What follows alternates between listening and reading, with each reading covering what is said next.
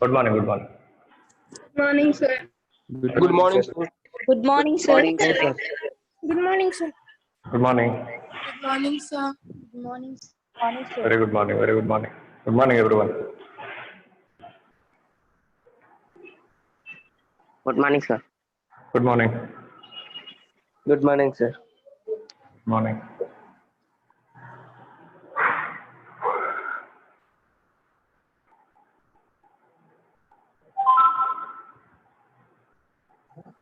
Good morning, sir. Good morning. Let's solve some model questions related to de Broglie's hypothesis. Write down one question. Write one question, everyone.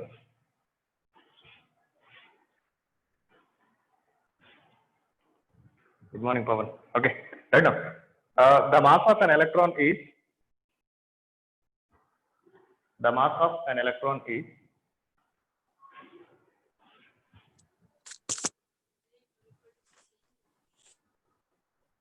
9.1 into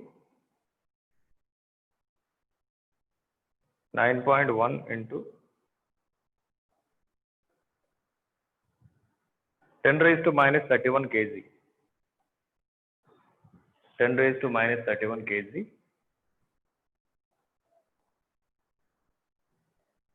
Comma, if its kinetic energy is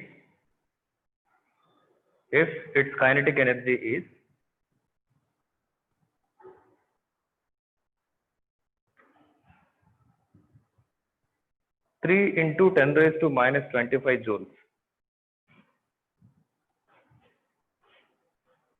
3 into Sir, again you repeat, sir. 3 into 10 raised to minus 25 joules. This is kinetic energy of electron. Calculate its wavelength. Calculate its wavelength.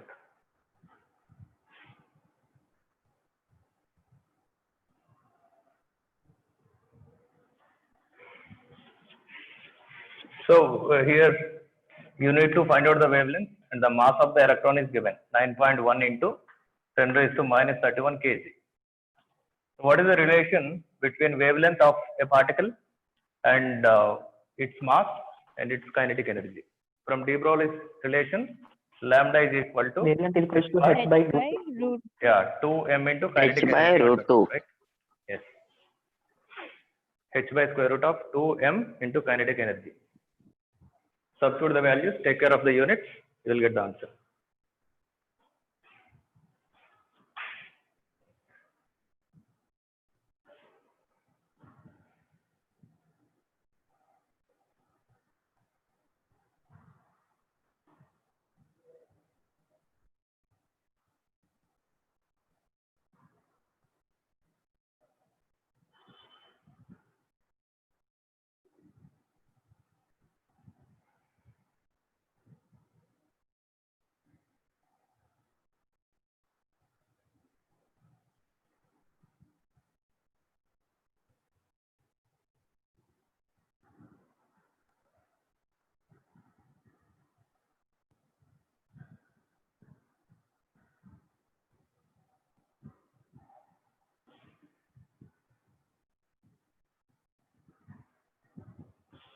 Completed?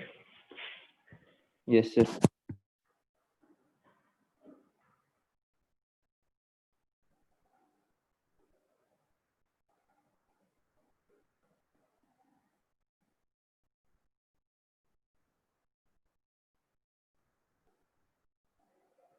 Find out the value in terms of nanometers. Find out this value in terms of nanometers.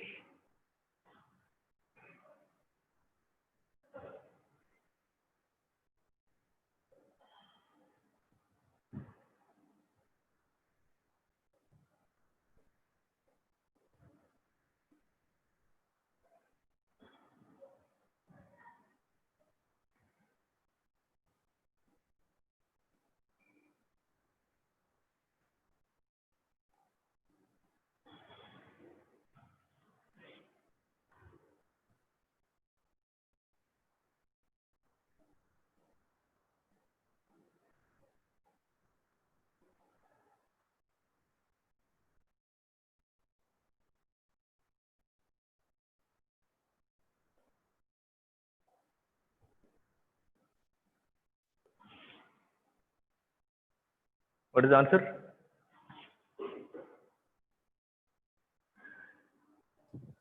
Sir, Yeah. so 0.89 into 10 to the power minus 3 nanometers. 0.89 into 10 power minus 3. Okay. Fine. Right.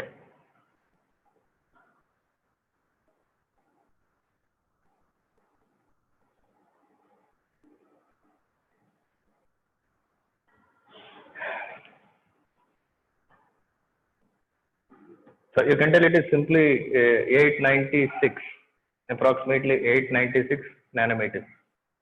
896 nanometers.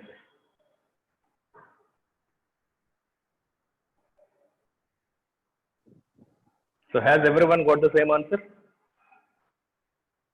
0.89. Yeah, it's okay. Yes, Great. sir. Yeah, that's fine. Hmm. Is that okay, guys? Or if anyone in the class facing issue, any calculation part, you can raise your doubt. I'll explain on it. Sir, I am facing, sir. You Aditya. are facing. Aditya, what is your issue? Sir, Where are you after that facing? root, I am not able to get, sir. After that root, I messed up. Acha, you are unable to solve calculation. Okay. This is, check this value, h is equal to some 6.625 into 10 raised to minus 34 joule seconds by square root of 2 into mass 9.1 into 10 raised to minus 31 kg into its kinetic energy is given 3 into 10 raised to minus 25 joules, right? This is under root.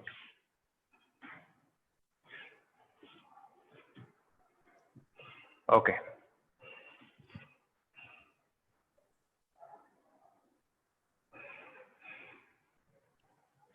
Right. So, is that okay? We'll get 7.389 into 10 power minus 28, sir, in denominator. How 7 can point? 7.389 So that into answer is correct. Around 0.89 into 10 raised to minus 3 or 896 approximately nanometers. That is right answer. That is right answer.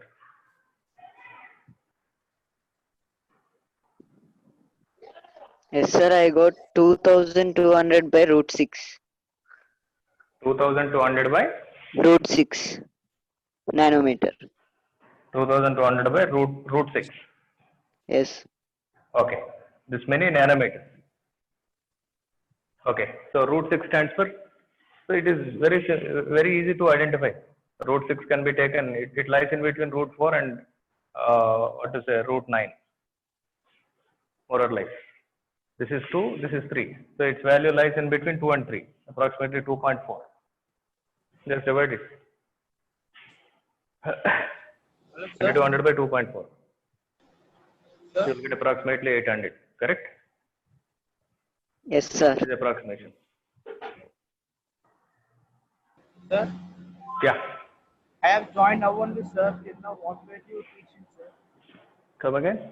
Your voice I is have, not audible. I have logged in now only, sir. Till now, what were you teaching? Yeah, we are discussing model question. Just I told about one question. Leave a space for that. Okay. Later on, you can discuss to your friends. It's very easy. Very simple question. Need not to worry.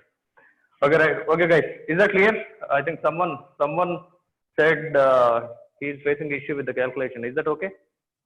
Yes, sir. It's okay, sir. Right. Next. One more question. Calculate the de Broglie wavelength. Calculate the de Broglie wavelength.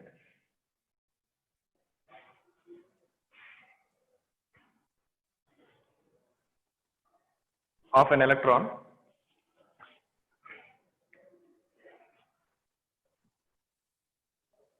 traveling at 1% of the speed of light. Sir, can you repeat? 1%. Yes? Yeah, Can you repeat, repeat the repeat, question? repeat. I'll always repeat. No problem. Okay, don't worry. Calculate the de Broglie wavelength of an electron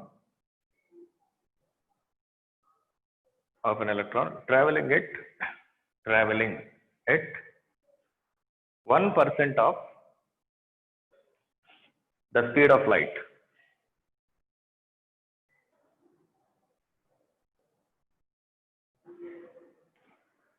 One percent of the speed of light.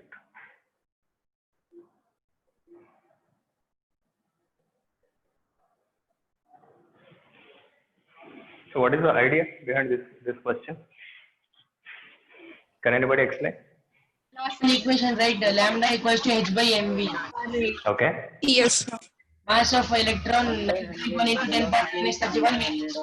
3.10 power. Lambda is equal to h by mv. So we need to calculate the velocity by 1 by 100 into 3 into 10 power 8. We get velocity of electron moving here. Then if we Okay. substitute Right. Here. Okay. I'll explain. Fine. Good. There is we are taking an electron. It is traveling with the speed of light.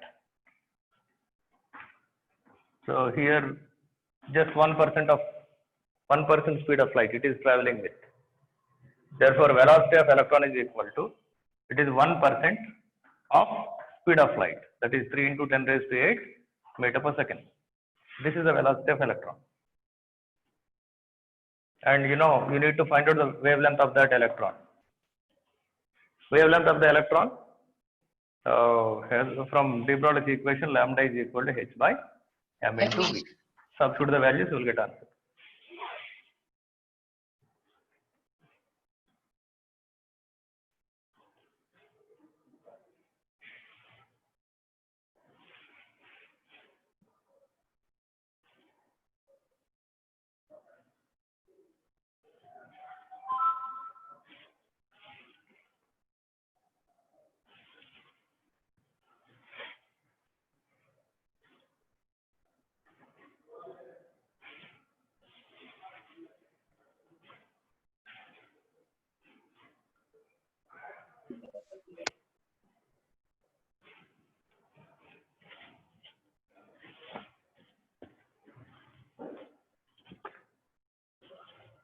Completed?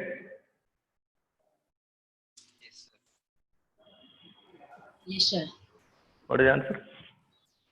So I got 0.242 into minus 9. 0.242 into? 10 power minus 9, sir. 10 to the power minus 9. Okay, fine.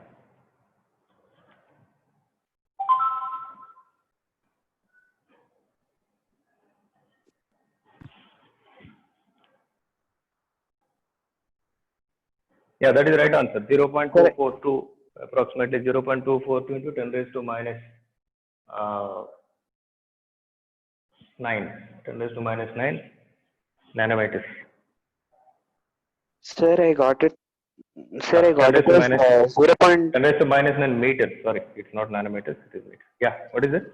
Come again? Sir, I got it as 0.20, sir, instead of 24. 0. I got 20, sir, instead of 24. It is 24. I think you might have done some calculation mistake. Check once again.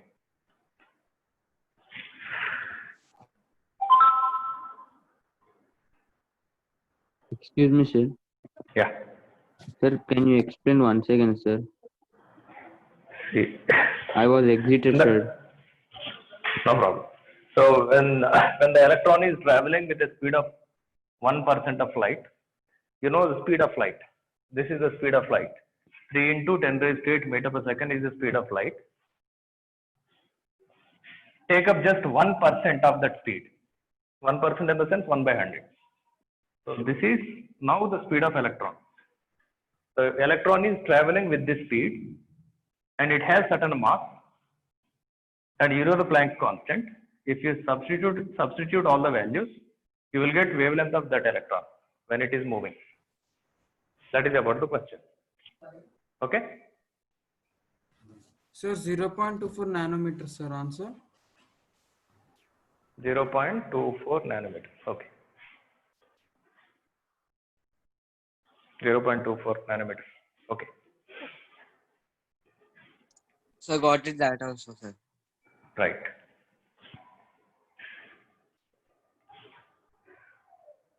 Is that okay, everyone? YPC students. Yes, sir. Got the same answer? Yes, sir. Good, good. Right.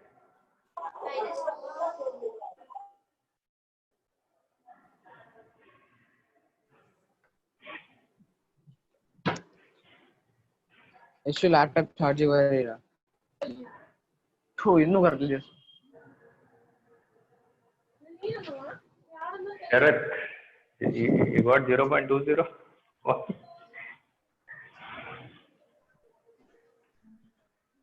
What happened, Baba? Sharath? ఓహో చెప్పండి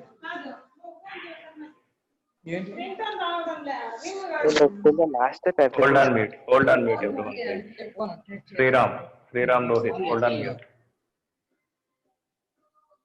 Sriram Rohit, hold on mute. Okay.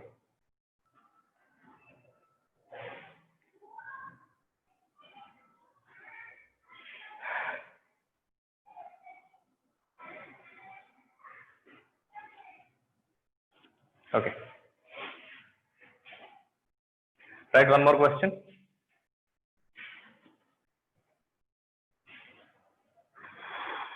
Two particles A and B. Okay. Okay, Sharath. Fine. Two particles A and B are in motion. Two particles A and B are in motion. Okay, Karthik. Right.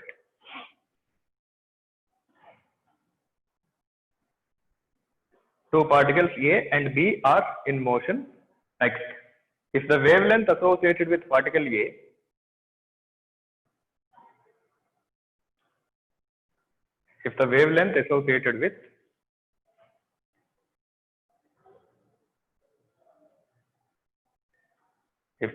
associated with wavelength associated with particle A is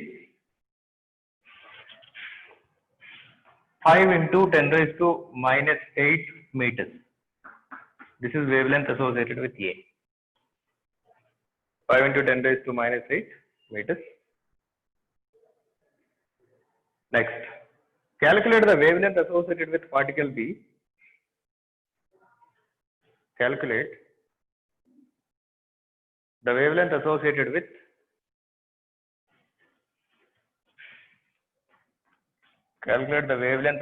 with particle B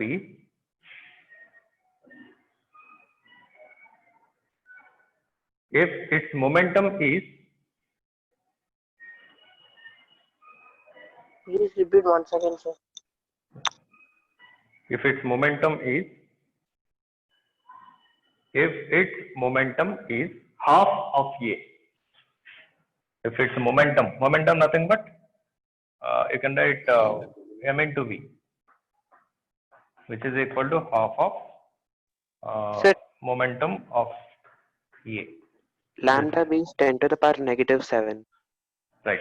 See, this is the condition given. This is momentum of B is half of momentum of A. This is the condition given. So with the help of that relation, find out lambda B. So what's your answer? Somebody said? 10 power negative 7. minus 7. Okay. Right.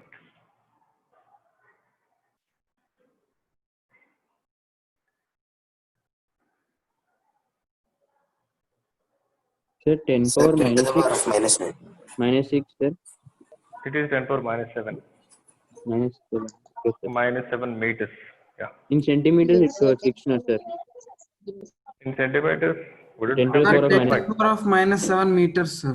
Yes, 10 power minus 7 meters. If it is in centimeters, it should be minus 5.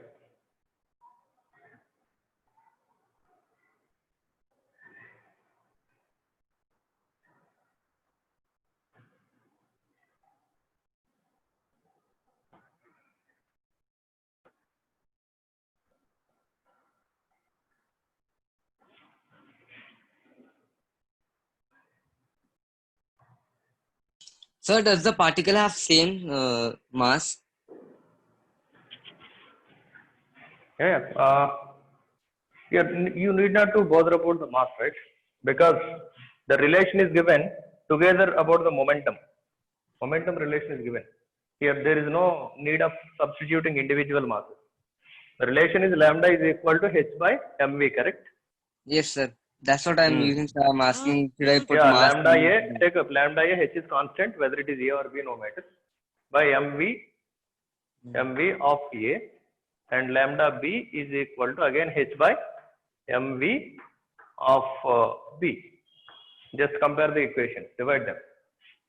You will get lambda a by lambda b is equal to, so h they get cancelled, mv b by mv of a, and mv b by mv a nothing but half.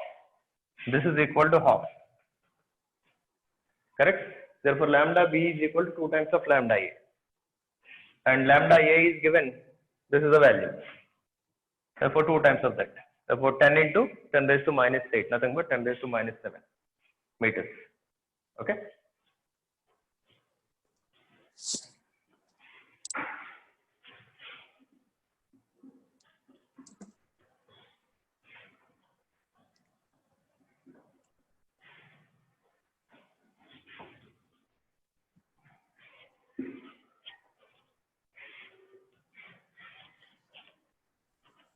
Sir, can you see the answer?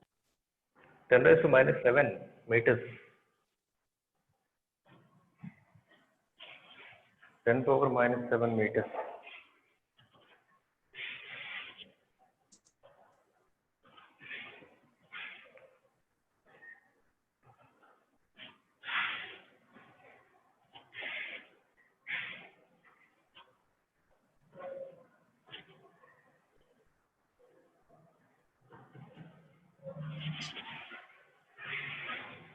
Okay.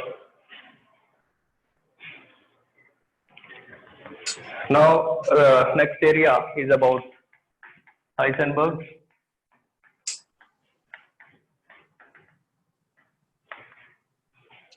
uncertainty principle.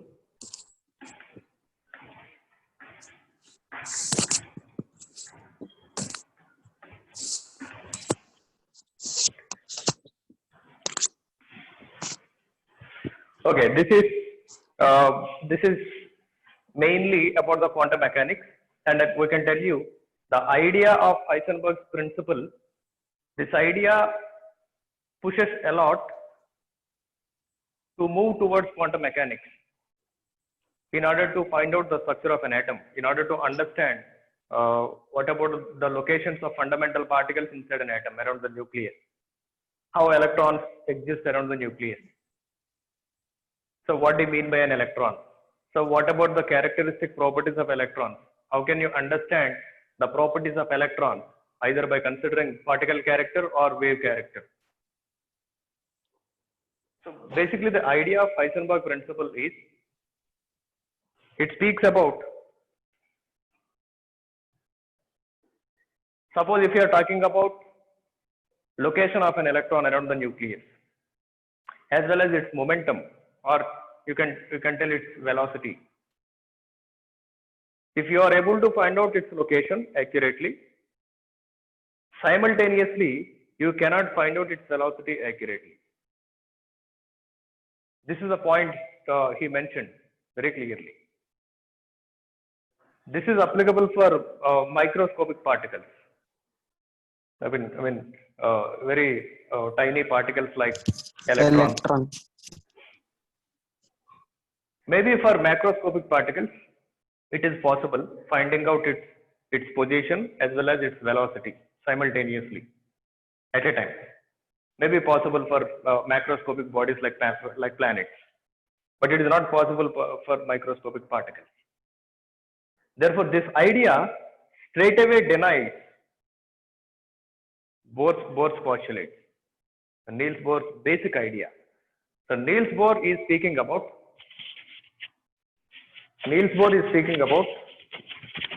circular path, how electron revolves around the nucleus. he took a stationary orbit. He took a rigid path. So when you are talking about the rigid path, it means suppose there is an electron at that particular moment, you should find out its location. You can tell it is the position or else. When you are able to find out the location, simultaneously at the same position, you must be able to find out its velocity. Velocity, or you can tell it its momentum.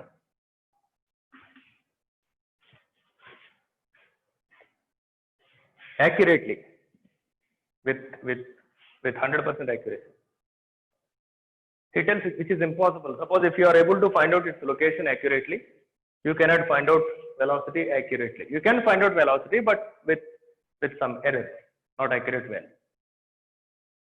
That means and based on that idea, he gave one empirical relation as well. He tells, suppose if the position uncertainty is delta x. If x is the position, let x be the position of an electron around the nucleus, somewhere it is. Here we are not talking about the fixed radius, we are not talking about the stationary orbit.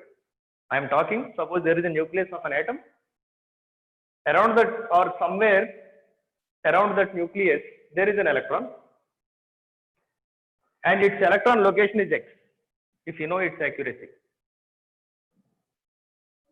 Suppose if you are unable to find out its location accurately, that means you are talking about some inaccuracy, some uncertainty. That uncertainty, let it be delta x. If delta x tend to be 0,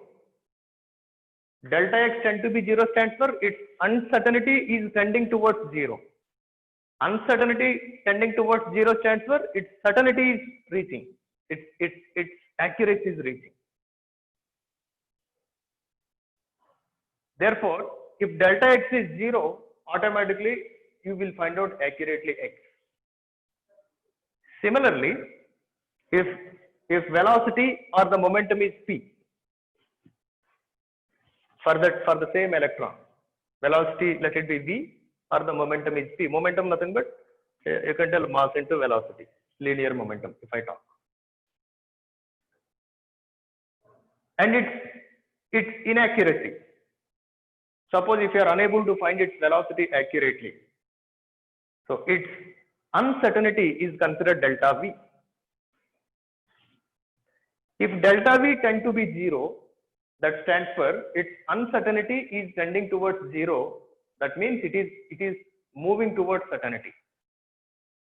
The moment when delta v is 0, its uncertainty is also 0. That means it is 100% certain. It is 100% accurately determined. In that case, there won't be any more delta v, there will be only v.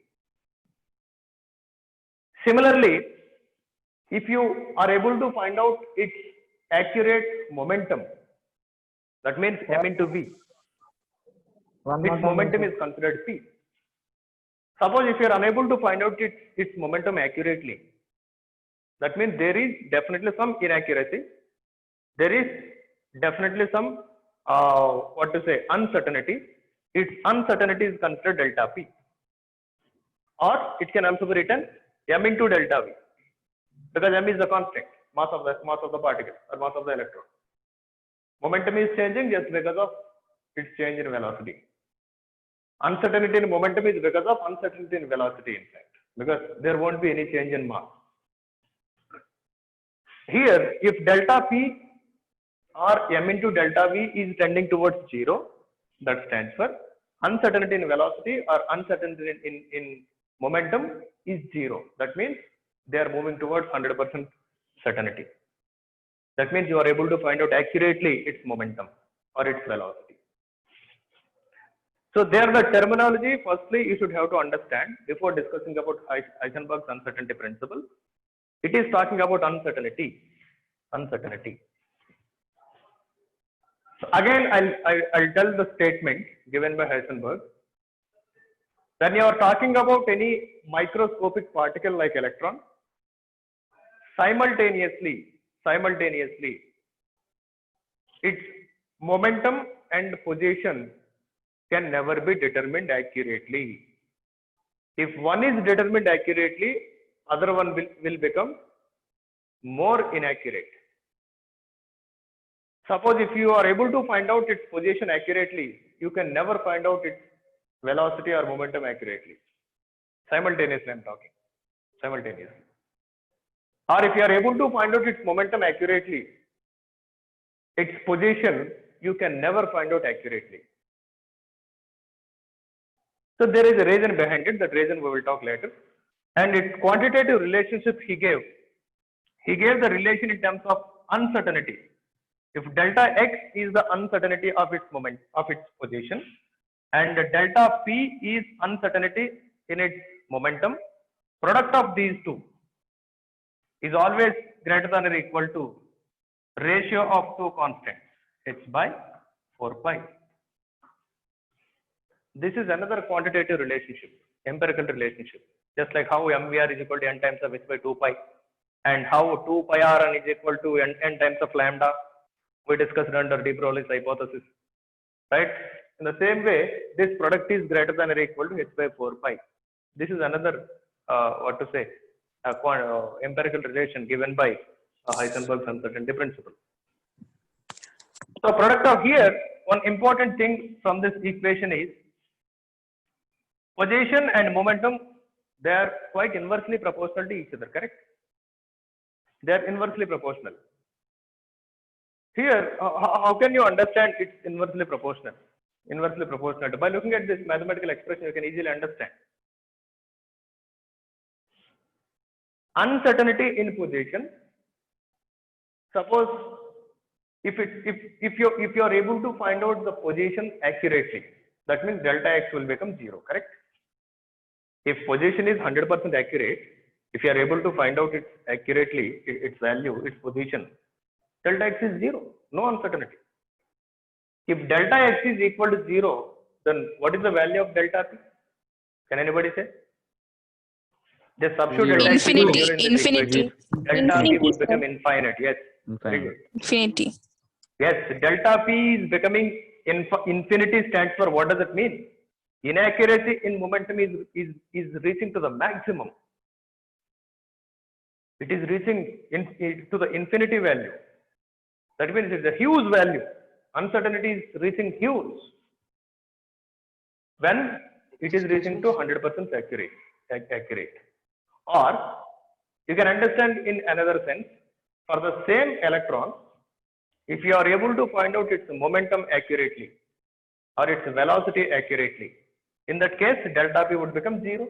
If p is accurate, delta p is 0, then only it is possible. If it is 0, delta x will become again infinite. It reaches. So from this mathematical expression, you can understand if one factor is 0, if one factor is, delta x is 0, that means x is 100% accurate. The other factor will become infinite.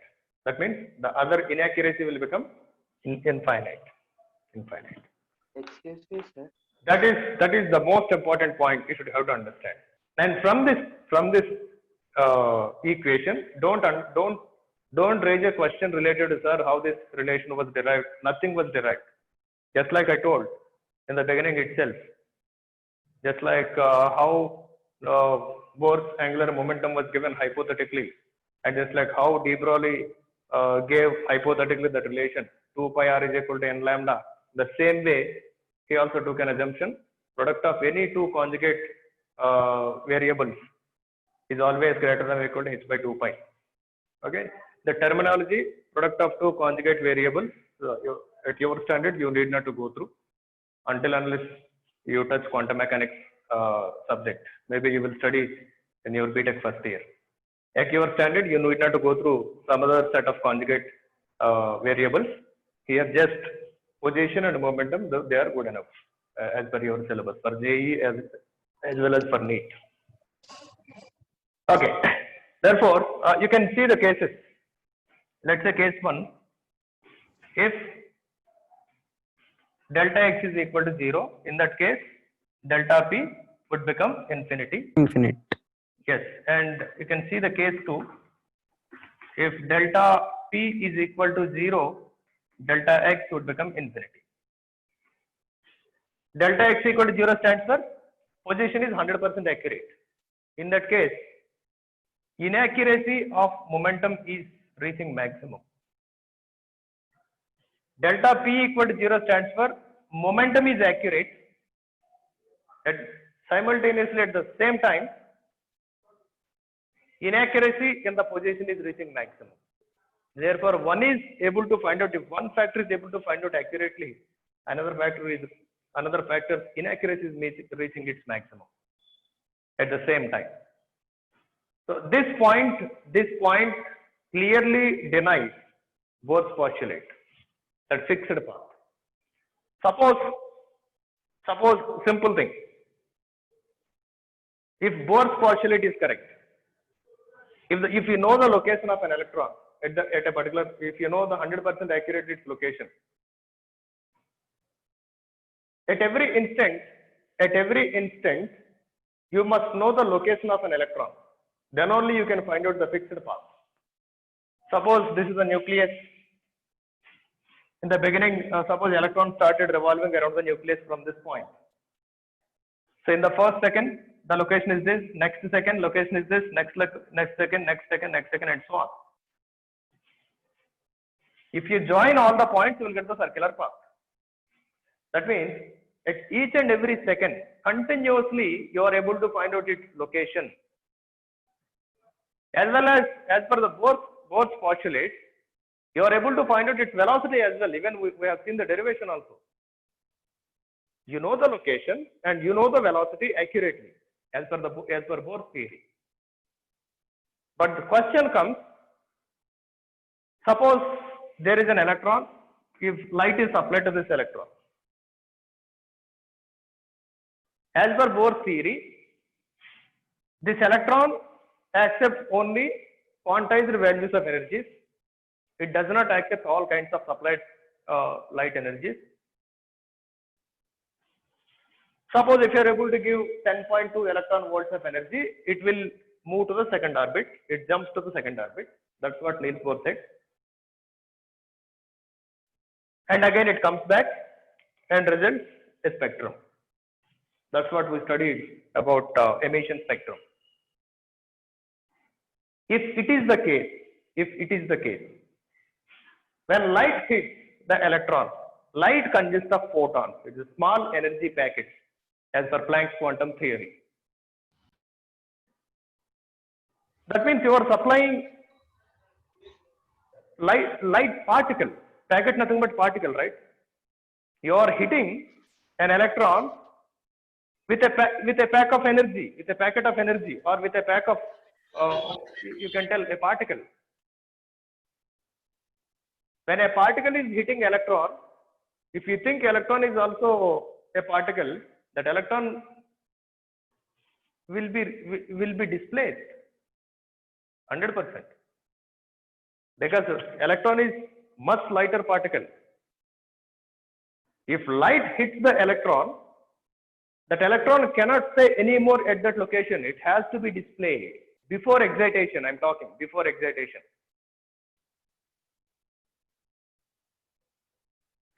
Suppose this is the location of electron. To that you are supplying energy packets of light. When the energy packet of light hits this electron, because of that heating force, this electron has to displace its location. After displacement, this electron may gain energy. That energy may be converted to kinetic energy. By kinetic energy, it will jump to the next energy level. So here two stages are going on, but Niels Bohr neglected the first stage. What Niels Bohr said, when light is supplied, that light is absorbed by electron, and that absorbed energy will be converted to kinetic energy and will be jumped. He is directly talking about the jumping. Before that, when light hits the electron, that electron will be displaced. After displacement, it will be excited. Two stages are there. Suppose if you want to find out the velocity of electron, it has to stay definitely at a particular position. Or time to time, how its location is changing, you must be able to find out. That location change must be because of its own speed, not because of hitting by someone else. If you want, suppose if I am walking or if I am running with the consumption of my own energy. Suppose if you are able to find me around 25 kilometers per hour speed, with that speed I'm just jogging or maybe I'm running. The 25 kilometers per hour speed is the real speed of myself. That is arising because of consumption of my own energy. If someone else is pushing me, in that case also I will run. Maybe in that case my speed would become 30 kilometers per hour, but that is not my real speed. In the same way, when the electron is revolving around the nucleus, maybe in circular path or some other path, let's consider it is as per the Bohr's model. When the electron is revolving around the nucleus, when light is hitting that electron velocity will be changed automatically. It cannot stay with its original speed. That means whatever the velocity you are finding out, in fact, that is not true. That is not true. There is some inaccuracy with the result you are getting. So he is taking into consideration that inaccuracy in velocity, m into delta v. Delta p nothing but m into delta v. So you cannot deny that argument. So there was no explanation from Bohr's model to understand this concept. So there were two very important oppositions towards Niels Bohr's model. That one is de Broglie's hypothesis and Heisenberg's uncertainty principle. So these two are very important principles which led for the development of new approach towards understanding structure of an atom, that is quantum physics or maybe quantum mechanics.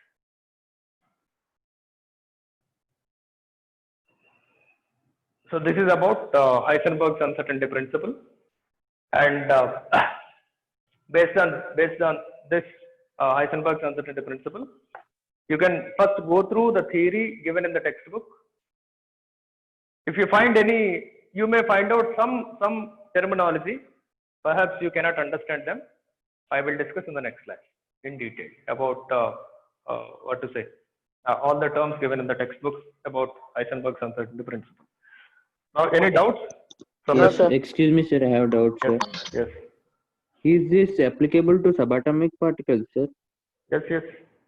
This theory. We are talking about electron, right? Electron is subatomic particle. Sir, Yeah. I have one doubt, sir. Yes. So how do we determine the position, sir? How can we determine it in terms of what units can we In determine? fact, it's a theoretical aspect. For that, you need to have very good knowledge from coordination geometry from mathematics.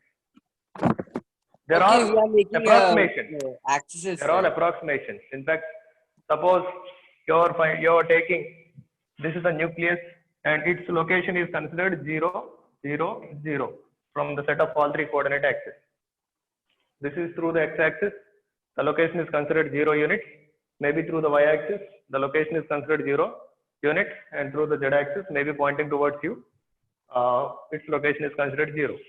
From that origin, you are imagining that somewhere at this location there is an electron. You are imagining, who knows?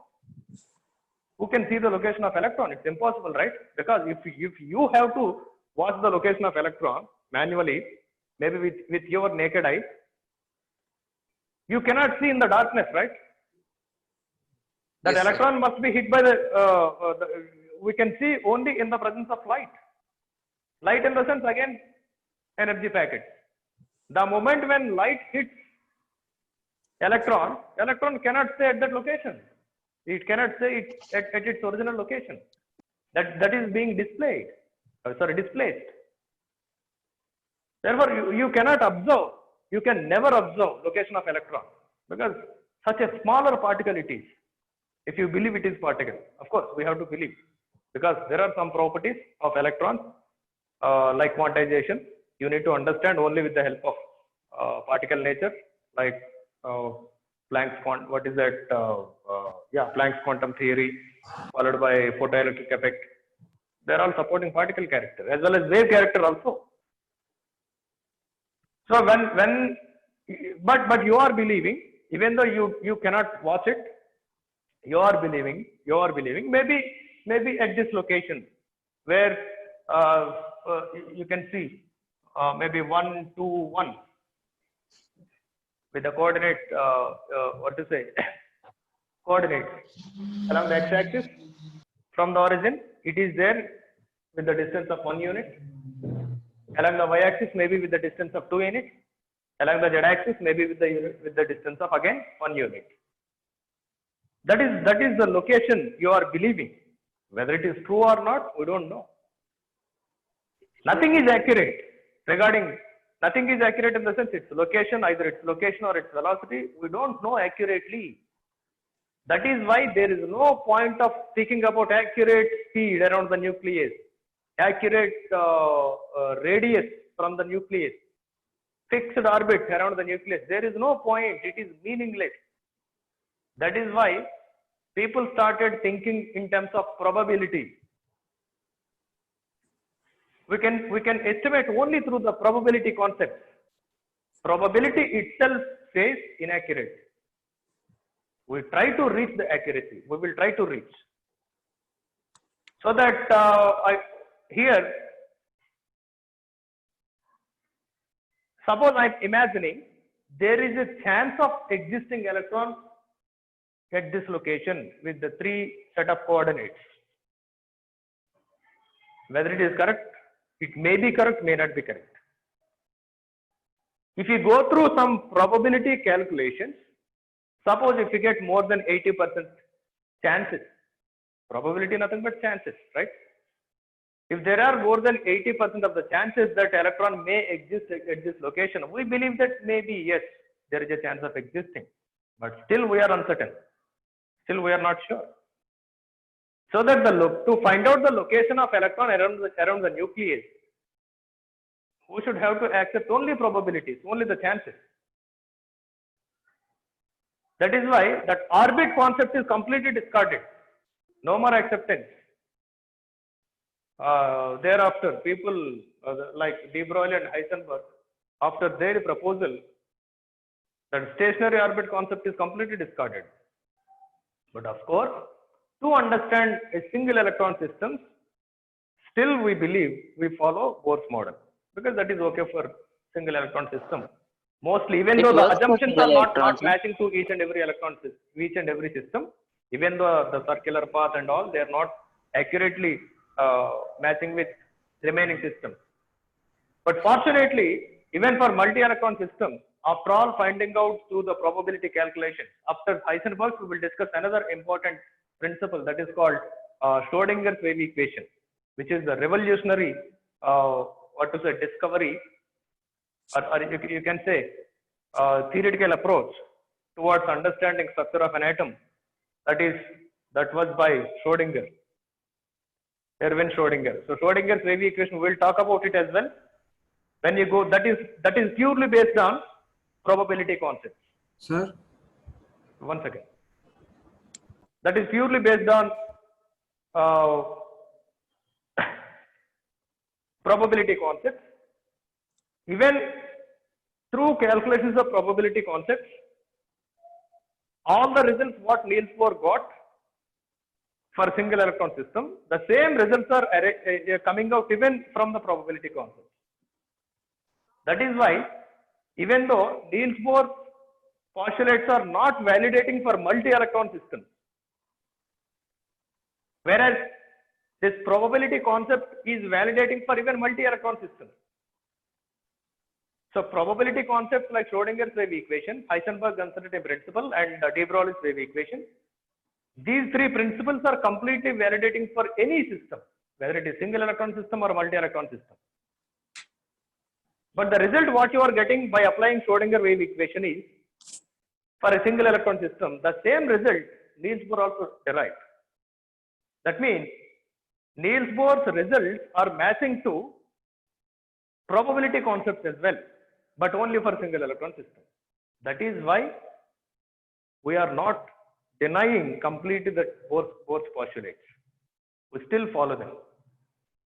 But the major drawback is Niels Bohr's postulates, they fail to explain multi-electron systems, because if his postulates are true, if probability concept is not true,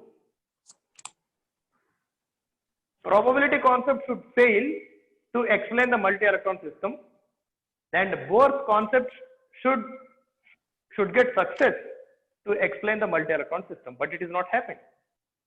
That means we should have to move with the probability concept. So they're all what to say, they're all theoretical approaches to understand structure of an atom. Even experimentally, we cannot find out the accurate location of electron where it is, because we cannot observe the location of atom itself. Forget about subatomic particles. We are unable to watch even atom. How can you watch what is there inside the atom? It's impossible. Now, raise your question. Who is talking? Excuse me, sir. Sir, for single electron system, we can find this delta X, delta P accurately. For single electron system, delta X and delta P, in fact, it is not meaningful. That's what I'm talking. That's what I'm talking. The approach of probability concept is different. The approach of Niels Bohr concept is different. But whatever the result, by the Bohr's approach he got, that's more or less similar result. People got even through the probability concept. Approaches are completely different. Niels Bohr believed that there is a circular path, but the probability, the Schrodinger and these people, they don't believe about the circular path. Their approach is different. But only one acceptable thing and fortunate thing is Niels Bohr's result for a single electron system and the probability concept results for a single electron system, they are matching almost. And what I am telling, if Niels Bohr's postulates are correct, they must be applied, or they must explain all systems, not only single electron system. But probability approach explains all types of systems. Therefore, probability concept is more what to say, probability concept is more accessible and more acceptable. Therefore, when you are talking about probability, you are not talking about accuracy. When you are talking about probability, you cannot say that this is the accurate radius of the orbit. If there is no accurate radius, there is no point of orbit, no orbit concept. Orbit concept cannot be accepted, but it is okay. You can accept up to first electron. You can accept up to one electron system.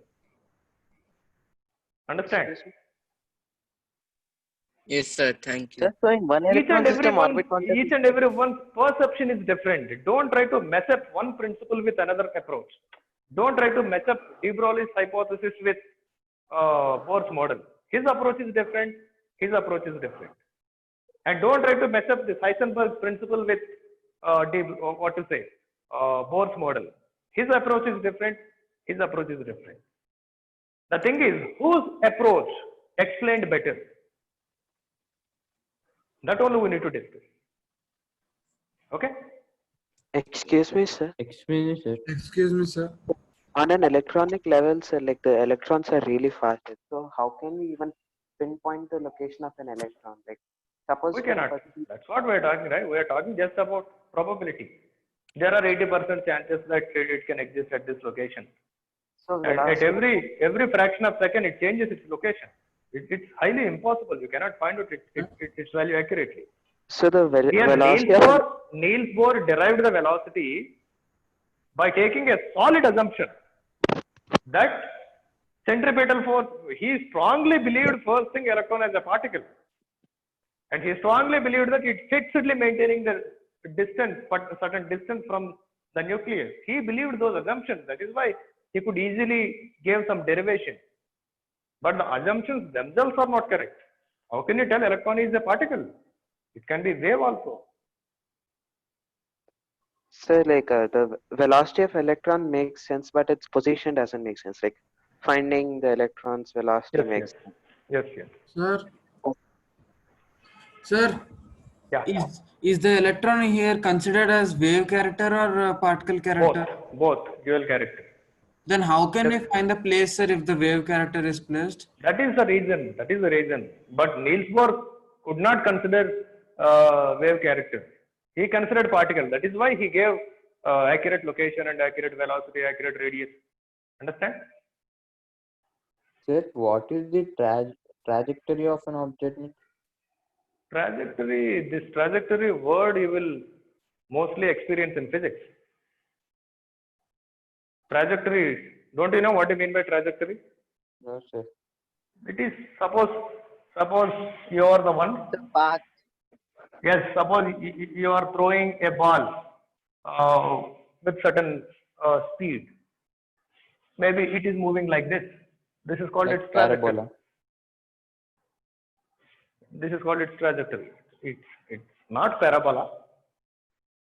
I can tell you the path through which it is traveling. Any object. Okay. Okay, sir. Yeah. Thank you, sir. Right, guys. Any other doubts? You can go through the textbook completely, and we will see the model questions related to Heisenberg's uncertainty principle as well tomorrow. Sir? Sir, is Schrodinger's Yes, yes. Who is this? Sir, I'm Gopika, sir. Yeah, go ahead. Sir, is this Heisenberg uncertainty principle applicable to microscopic objects? It is for microscopic. It is specifically for microscopic. For macroscopic particles, you can find out its velocity and location. Suppose a planet, with which speed the Earth is revolving around the sun, you can find it out. Its speed, its location also you can find it because it is macroscopic. We can see because that location of the Earth cannot be displaced by heating of the light, isn't it? Yes, When sir. light hits the planet, it doesn't move. Unlike electron. Whereas when light hits the electron, it will be displaced first before gaining kinetic energy for the excitation or de-excitation. Understand? Yes, sir. Yeah. It is applicable for microscopic systems particularly.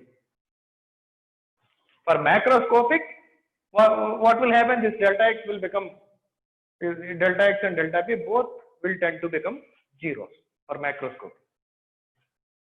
Sir, is it Any other like, if the object does not change the position when light hits, not only in the case of microscopic or even in the case of Yes, microscopic? you can consider them as macroscopic. Macroscopic doesn't mean huge. Macroscopic stands for which is observable. Which does not change position when light hits. Is that the same, sir? You can take it. You can take it as macroscopic. Okay, sir. Right. Sir? Yes. Sir, can you tell a numerical question based on this concept? We will discuss tomorrow. We'll discuss. Means, I for think it's over example, almost just today. I would like to hear the type of questioning of this concept, sir. We will discuss. We will discuss. Certainly we'll discuss tomorrow. Okay. Right, guys. I think all you people would have received soft copies for some subjects. Yes, sir. Yes, sir. Yes, 3 sir. chapters. We have received, sir. Just flag No, it sir. there. math? Math also we need to receive them. Not yet received. Sir, Once we receive, we will send that as well. And I think by the time within 3 or 4 days we will receive the hard copies as well. Not an issue. Okay. sir, Yeah. when is the last date of submission for error book? I think tomorrow. I told Thursday, right? By Thursday. Okay, sir. We can send, sir, if over. Yeah, if you guys completed, if anyone who just completed, you can directly send to Jeevan sir. Okay, sir. I 12-1. I have completed, sir. And send all subjects together. Don't send separately. Okay, Yes, sir. All Thank you, sir. students, BPC students and MPC students. Right, guys. Take care. See you tomorrow. Thank you, sir. Bye, sir. Thank you, sir. Thank you, sir. Thank you, sir. Bye, sir. Thank you, sir. Thank you, sir. Bye. Thank you, sir.